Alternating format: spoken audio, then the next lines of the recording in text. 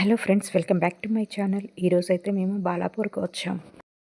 ఎందుకంటే మా బాబు గణేష్ నవరాత్రులలో జన్మించాడు కాబట్టి ఈసారి మేము మా బాబు బర్త్డేకి బాలాపూర్ గణేషుని దర్శనం చేసుకున్నాం. బాలాపూర్ గణేష్ అంటే ఎంత స్పెషలో మనందరికీ తెలుసు. ఎస్పెషల్లీ అక్కడ లడ్డు యాక్షన్ ప్రత్యేకంగా ఉంటుంది. ఎవ్రీ ఇయర్ బాలాపూర్లో గణేషుని ఒక కొత్త కాన్సెప్ట్తో ప్రతిష్టాపిస్తారు. లాస్ట్ ఇయర్ అయోధ్య థీమ్తో చేశారు. ఈ ఇయర్ స్వర్ణగిరి థీమ్తో సెట్ చేశారు. అలానే అక్కడ స్ట్రీట్ షాపింగ్ కూడా అరేంజ్ చేశారు.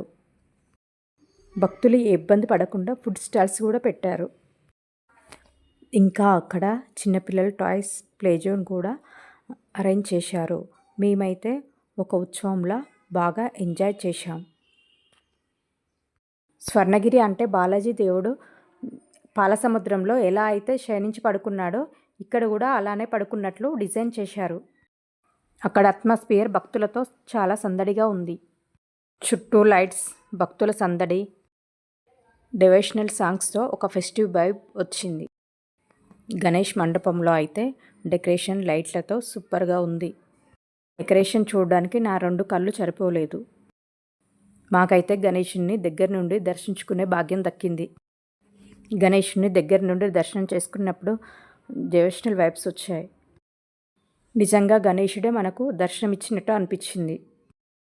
మేము ఎర్లీగా వెళ్ళడం వలన కొంచెం క్రౌడ్ తక్కువగానే ఉంది. మాకు హాఫ్ అన్ అవర్లో దర్శనం అయింది.